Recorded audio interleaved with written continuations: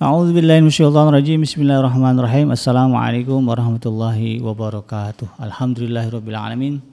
Wa bihi nasta'in ala umuri dunya waddin. Wassalatu wassalamu ala asrafil anbiya'i wal mursalin sayyidina Muhammadin wa ala alihi wa ashabihi ajmain. Ya alim Allahumma alimna ma yanfa'una wa anfa'na bima 'allamtana wa zidna ilma wa arana al-haqqa haqqan warzuqna ittiba'ah wa arana al-batila batila warzuqna ijtinabah. Rabbana zidna ilman warzuqna fahman warizqan thayyiban wa amalan mutaqabbalan. Rabbana innana amanna faghfir lana dzunubana wa qina adzabannar. Amma ba'd. Alhamdulillah, segala puji dan syukur adalah milik Allah, Tuhan semesta alam yang telah menciptakan kita, dan karena rahmat dari Allah kembali kita berjumpa di channel iDream TV dalam program zikir, doa dan amalan, ya, yang dimana insyaallah di dalam program ini kita akan menambah, ya, hazanah pengetahuan kita tentang zikir-zikir, doa-doa dan juga amalan-amalan yang diajarkan oleh Allah di dalam Al-Quran, yang diajarkan oleh Rasulullah di dalam sunnahnya, di dalam hadis-hadisnya, dan juga yang diajarkan oleh para ulama, ya, melalui ijtihad mereka, ya, di dalam kitab-kitab yang mereka karang.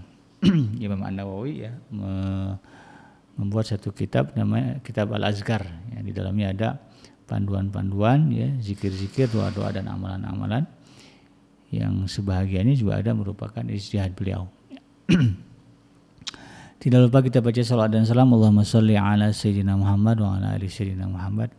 Assalamualaikum ayuhan nabi wa rahmatullahi wabarakatuh. Semoga Allah terima salawat dan salam yang kita baca dan dilimpahcurahkan kepada para nabi, para rasul, wabil khusus ya Rasulullah Muhammad sallallahu alaihi wasallam.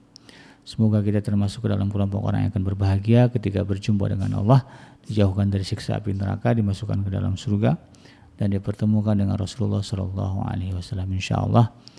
Amin ya rabbal alamin. Sahabat iDream yang dirahmati Allah dimanapun Anda berada, di dalam program zikir dan doa, zikir, doa dan amalan ini, ya, ada satu doa yang diajarkan oleh Allah di dalam surah Al-Hasyr ayat yang ke-10, ya, di mana doa ini intinya adalah doa mohon dijauhkan dari rasa dengki kepada sesama muslim. Ya, doanya adalah a'udzubillahi minasyaitonirrajim.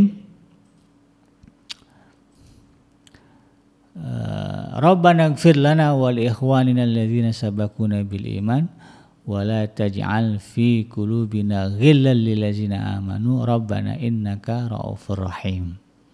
Surah Al-Hasyr ayat yang ke-10, ya. Jadi doa ini artinya, Rabbana, wahai Tuhan kami, ighfir lana, ampunilah, berilah kami ampunan, wa li ikhwanina alladzina sabaquna bil iman, dan juga berilah ampunan kepada, ya, saudara-saudara kami di dalam iman, maksudnya yang telah beriman lebih dulu daripada kami, ya, wala taj'al fi qulubina, dan janganlah engkau jadikan, ya, dan janganlah engkau biarkan, ya, fi qulubina, ya, di dalam hati kami, ya, ghillal lil ladzina amanu, ya, kedengkian di dalam hati terhadap orang-orang yang beriman. Ya. Rabbana innaka ra'ufur rahim, sesungguhnya engkau wahai Allah adalah Tuhan yang maha penyantun lagi maha penyayang.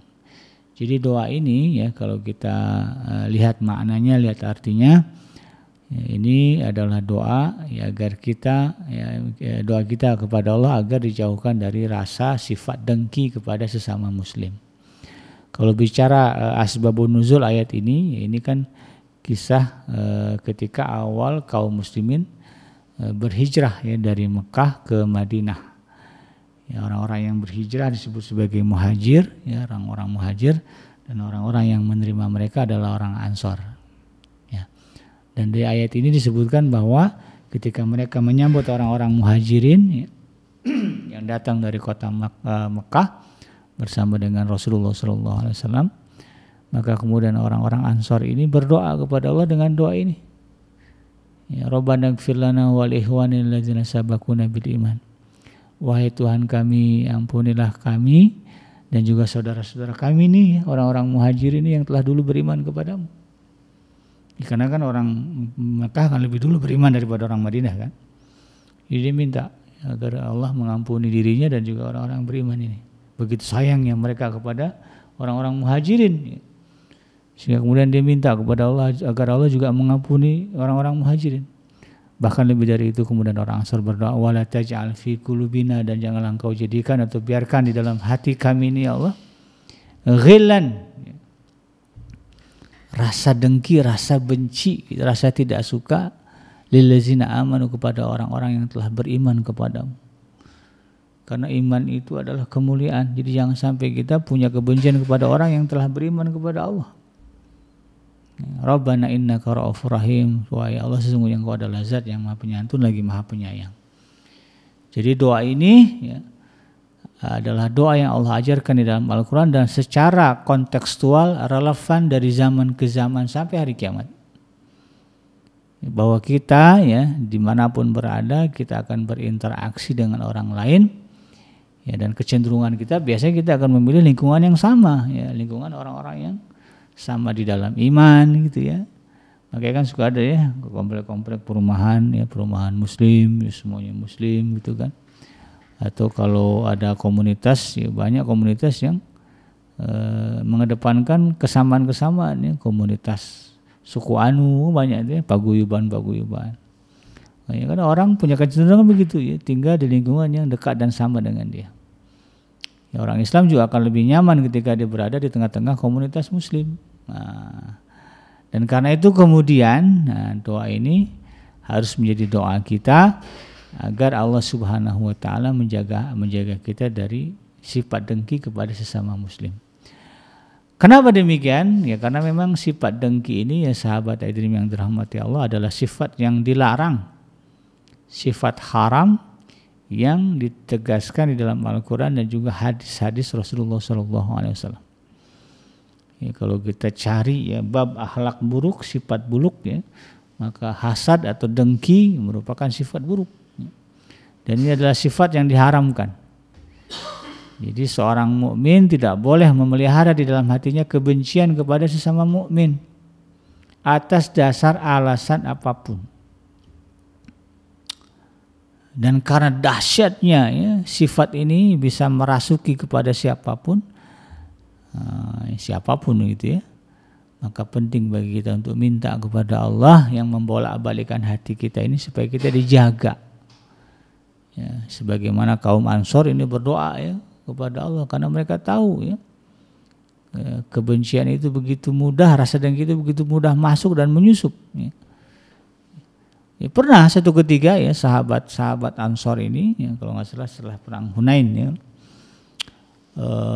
Rasulullah membagi-bagikan harta rampasan perang dan ternyata yang diprioritaskan adalah orang-orang Quraisy yang baru masuk Islam. Ini ada kambing, domba, sementara orang-orang Ansor mereka tidak diberikan. Nah ini ternyata ya, udah sedemikian mereka bergaul bersama Rasulullah sekian lama gitu, sudah melewati beberapa perang. Lalu pada perang itu kemudian mereka lihat Rasulullah melakukan hal itu, lalu kemudian muncullah desas-desus, biasanya dari desas-desus ya. Ya Rasulullah lebih mementingkan kaumnya daripada kita. Sehingga kemudian beberapa orang sahabat ya, punya kesimpulan yang sama dan mulai menunjukkan sikap tidak suka. Maka kemudian salah seorang sahabat, kalau nggak salah ketika itu adalah Sayyidina Sa'ad ya, Sayyidina Muaz ya, antara Muaz itu ya, Muaz bin Jabal atau Sa'ad bin Abi Waqqas, saya lupa ya, datang kepada Rasulullah menceritakan situasi yang dialami oleh orang Ansor. Maka kemudian Rasulullah katakan kumpulkan semuanya. Maka datang Rasulullah ya. Jadi Rasulullah kemudian meluruskan ya mindset mereka Rasulullah katakan, apakah kalian lebih memilih ya seperti orang-orang itu yang pulang dengan membawa kambing ya, domba, unta, sementara kalian pulang ya, ke Madinah dengan membawa aku sebagai Rasulullah. Mereka itu pulang bawa kambing, bawa unta ke Mekah. Ya, kamu pulang bersama saya, bareng saya. Mana yang kamu pilih? Barulah sahabat ya, menyadari ketika itu betapa Rasulullah menyayangi ya, orang-orang Ansor melebihi orang-orang Muhajirin, orang-orang Quraisy sebetulnya. Ya, maka kemudian mereka ridho dengan keputusan Rasulullah. Ya. Dan ini menunjukkan betapa ya sudah kuat pun keimanan ya sahabat Rasulullah dari orang Ansor, tetap saja ya kadang-kadang sifat rasa dengki itu muncul. Makanya kemudian ini harus kita perkuat juga ya dalam diri kita dengan doa ya. Ngelihat keponakan kita lebih maju bisnisnya ya, kadang-kadang panas ya, muncul rasa panas. Sehingga tiba-tiba nggak suka aja kalau ketemu ponakan dia. Ya, padahal dia mah nggak ada masalah, malah dia datang mau berbagi, kita pamannya atau tantenya merasa gimana gitu tersaingi atau apa. Nah itu kadang-kadang muncul ya. Maka kita minta kepada Allah betul-betul melalui doa ini. Jadi sifat hasad dengki ini adalah sifat yang betul-betul ya, luar biasa ya, efek dahsyatnya, fitnahnya. Dan karena itu kemudian Allah Subhanahu wa taala menegaskan di dalam Al-Qur'an dalam surah An-Nisa ayat yang ke-32 misalnya ya. A'udzubillahi minasyaitonirrajim wa la tatamannaw ma faddalallahu bihi ba'dukum 'ala ba'din lirijali nasibum mimma iktasabu walin-nisa'i nasibum mimma kasabun was'alullaha min fadlih ya. Dan janganlah kamu iri hati ya, terhadap apa yang dikarenakan Allah kepada sebagian kamu lebih banyak dari sebagian yang lainnya. Karena bagi laki-laki ada bagian dari apa yang mereka usahakan, dan bagi para wanita pun ada bagian apa yang mereka usahakan. Was'alullaha min fadlih ya, dan mohonlah kepada Allah sebagian dari karunia-Nya. Jadi menyikapi situasi dan kondisi sosial ya, yang ada di dalam lingkungan kita, si A tambah kaya, si B begitu-gitu aja, si C malah jatuh bangkrut begitu kan. Nah, ketika kita melihat kok si A udah bisnisnya sudah naik, si B bisnisnya sudah naik, penolakan kita udah begini, udah bagus semuanya, kita gini-gini aja. Maka Allah menekankan di sini was'alullaha min fadlih ya, mintalah karunia Allah ya, bukan malah kemudian iri dengki kepada mereka yang sudah di atas kita secara ekonomi misalnya. Dia mau udah hafal 30 juz, saya baru setengah juz gitu ya. Maka menyikapi itu ya, yang Allah perintahkan di sini adalah fokus minta kepada Allah. Bukan malah kemudian iri, dengki, hasad kepada mereka yang kita anggap mendapatkan kebaikan lebih banyak daripada kita. Wah saya omnya kalah sama dia gitu kan, dia udah bisa beli ini beli itu, udah gini. Itu salah kalau kita berpikir demikian. Nah, justru yang ada kalau kita pengen kayak mereka ya mintalah kepada Allah ya, saya juga pengen ngerasain ya punya ini punya itu, berikanlah kepada saya Allah gitu ya. Bukan kemudian malah iri dan dengki kepada mereka. Jadi di satu sisi Allah mengharamkan, melarang kita untuk kemudian iri dan dengki atas karunia yang Allah berikan kepada sebahagian yang lainnya lebih banyak daripada yang diberikan Allah kepada kita. Dalam hadisnya ya, Rasulullah SAW juga menegaskan di dalam satu hadis yang cukup panjang yang digabungkan dengan larangan lain ya, bahwa Rasulullah menegaskan dari Abu Hurairah radhiyallahu anhu ya, dia berkata bahwa Rasulullah SAW pernah bersabda ya, yang pertama nih Rasulullah tegaskan ya, la tahasadu ya, wala tanajasu ya, wala tabaghadu wala tadabaru, sampai ke belakang. Jadi yang Rasulullah sebut pertama kali apa? Janganlah kalian hasad. Ini di sini ada ada pilihan itu, jangan hasad, kemudian jangan tanajus ya, menyakiti dalam jual beli, jangan saling benci, jangan saling membelakangi atau mendiamkan. Jangan menjual di atas jualan saudaranya. Nah, itu. Jadi dari sekian keburukan yang disebut Rasulullah pertama apa? Wala tahasadu. Janganlah kalian saling dengki, saling hasad.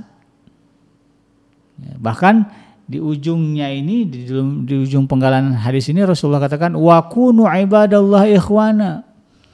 Jadilah kalian semua hamba Allah yang bersaudara. Ini kalau salah wasiat Rasulullah ketika berada di haji wada ya. Tak lama setelah itu Rasulullah meninggal. Jadi ini bagian dari wasiat Rasulullah SAW kepada kaum muslimin. Ya wa kunu ibadallahi ikhwana. Dan jadilah kalian hamba Allah yang bersaudara. Bukti kita mematuhi Rasulullah menjadikan sesama muslim ini saudara kita. kita tidak punya rasa hasad, kedengkian kepada sesama muslim. Nah, makanya kemudian ya, perteguh ya kestabilan hati kita di dalam menyikapi situasi kondisi yang dinamis gitu ya. Kadang-kadang kita bangkrut, saudara kita, tetangga kita, atau teman kita yang sama-sama merintis, ternyata dia lebih maju daripada kita. Ya, maka tidak usahlah kemudian kita merasa hasad atau dengki kepada mereka. Tapi doalah kepada Allah ya, sebagaimana doa yang disebutkan tadi. Dan di satu sisi ya Rasulullah SAW juga menegaskan, innal mu'minina lil mu'minini kalbunyan yasuddu ba'duhu ba'dha. Sesungguhnya orang-orang mukmin itu ya antara satu dengan lainnya adalah seperti bangunan, seperti satu bangunan. Yasuddu ba'duhu ba'dha, ya satu sama lain saling mendukung. Ya, genting yang sifatnya menaungi itu, ya genteng deh. Atap yang sifatnya menaungi dari hujan panas itu berdiri di atas tiang dinding, berdiri di atas dinding-dinding rumah. Dinding-dinding rumah ini ya dia mampu menyangga atap yang begitu luas karena dia berdiri di atas pondasi. Ya. Jadi satu sama lain saling menguatkan. Jadi ini adalah prinsip yang harus menjadi kesadaran kita bahwa dalam menyikapi pergaulan, interaksi sosial dengan orang-orang di sekitar kita, apalagi mereka adalah sesama muslim, prinsipnya adalah ya apapun posisi kita, dimanapun kita berada, ya, seberapa tinggi strata sosial yang dimiliki oleh kita semua, itu merupakan hal yang sifatnya saling menguatkan persatuan kita dengan sesama muslim. Kalau kita merasa bahwa kita tidak diberikan kekayaan yang lebih, jangan bersedih. Tapi kuatkanlah ya kaum muslimin, komunitas muslim di lingkungan kita dengan kelebihan yang kita miliki. Misalnya apa? Oh ya kita punya waktu luang yang lebih banyak gitu kan. Maka kemudian jadilah pengurus RT gitu kan. Lebih intens bisa mengurusi warga gitu ya. Nah, kalau yang kaya-kaya kan sibuk ya kerja, cari uang, bisnis. Nggak sempat yang ngurusin warga. Kita yang waktu luangnya banyak karena masih nganggur. Atau kerjanya masih serabutan, ya manfaatkan. Ini lebih baik ya daripada kemudian justru kita menjadi sumber kebencian dan kedengkian kepada sesama muslim.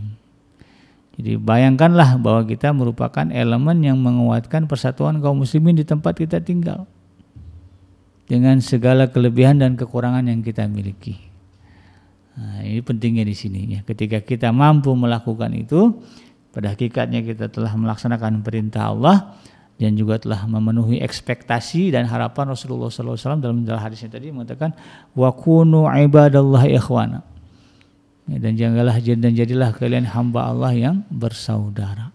Sehingga nanti ketika berjumpa dengan Rasulullah dengan bangga kita mengatakan wahai Rasulullah, ketika di alam dunia saya telah memenuhi perintahmu, wasiatmu, saya memperlakukan sesama muslim seperti saudara saya. Saya tidak memiliki kedengkian dan kebencian kepada mereka. Dan justru saya berbahagia dengan kelebihan keutamaan yang mereka miliki. Dan kemudian bersama dengan mereka ya, kita membangun kemajuan umat. Wah, ya. Ini luar biasa ya. Nah, tentu senang ya, suka Rasulullah SAW ketika berhadapan berjumpa dengan kita. Bukankah kita semua rindu dipertemukan Allah dengan sosok yang kita selalu sisipkan ya namanya dalam doa kita ya dengan membaca salawat kan Allahumma sholli ala sayyidina Muhammad. Ya, tentu kita ingin melihat dan berjumpa ya bercengkrama dengan Rasulullah Muhammad SAW. Maka mari kita lazimkan ya. Nah, ini doa ini kalau bisa jangan absen ya. Harus senantiasa kita baca di dalam setiap banyak kesempatan kita ya, at least kalau sholat 5 kali dalam sehari semalam ya, sekali lah ya kita sempatkan baca selesai sholat ya. Ada yang larang Nabi Genji ya, berdoa selesai sholat itu nggak diajarkan Nabi ya. Ya kalau Nabi nggak ngajarin bukan berarti nggak boleh dikerjain ya. Ini kalau berbicara amalan patokan itu 2 ya. Pertama, adakah Nabi mengajarkan? Yang kedua, adakah Nabi melarang? Kalau ada Nabi mengajarkan, kerjakan. Nah, tapi Nabi nggak ngajarin. Ini perbuatan. Cek lagi, ada nggak Nabi melarang? Kalau Nabi nggak ada melarang, kerjakan boleh dikerjakan. Ya, kayak tadi kan Nabi nggak ada nyuruh kita berdoa selesai sholat, tapi Nabi juga nggak pernah ngelarang, nggak ada larangan berdoa selesai sholat. Maka berdoa selesai sholat boleh kita kerjakan. Ya, itu yang ada itu ya, katanya ulama. Tapi kemudian melarang orang berdoa selesai sholat karena nggak diajarkan Nabi alasannya. Padahal kan doa kita nggak semuanya nggak semuanya disebut dalam sholat kan. Ya, ada doa-doa spesifik yang harus kita minta kepada Allah dan nggak mungkin kita sisipkan di dalam sholat kita ya, karena mengucapkan di luar bacaan yang diajarkan ditetapkan syariat batal sholatnya gitu kan. Apa ya kita minta, ya Allah berikanlah saya kekayaan ya, saya pengen beli mobil, coba baca dari di sholat ya, nggak boleh gitu ya. Boleh kita ucapkan di luar sholat ya, maka selesai sholat kita angkat tangan, kita mintalah semua hajat dalam bahasa kita. Nah, siapa yang ngelarang? Nggak ada ya. Malah doa itu adalah ibadah. Jadi kita lazimkan, kita baca ya doa ini semakin sering semakin bagus. Rabbana ighfir lana wa li ikhwanina allazina sabaquna bil iman wa la taj'al fi qulubina ghillan lil ladzina amanu rabbana innaka ra'ufur rahim. Nah, muncul aja perasaan tuh ya, dapat kabar, wah bang apa? Ponakan abang berhasil, dapat tender sekian miliar. Wah. Jangan kemudian dengki. Ya, kalau muncul tiba-tiba ada perasaan dengki ya sedikit langsung ke alhamdulillahirabbil alamin rabbana ighfir lana wa li ikhwanina allazina sabaquna bil iman wa la taj'al fi qulubina ghillan lil ladzina amanu rabbana innaka ra'ufur rahim. Adem langsung tuh. Coba deh. Enggak jadi dengki gitu ya. Karena Allah adalah zat yang membolak-balikan hati kita ya. Demikian sahabat yang dirahmati Allah, mudah-mudahan bermanfaat dan bisa kita amalkan ya. Dalam kehidupan kita, yang benar datang dari Allah dan yang salah semata-mata lahir dari kealfaan dan kegelapan saya pribadi. Saya bikin pamit undur. Subhanaka Allahumma rabbana wa bihamdika asyhadu an la ilaha illa anta astaghfiruka wa atubu ilaik. Walhamdulillahirabbil alamin. Wassalamualaikum warahmatullahi wabarakatuh.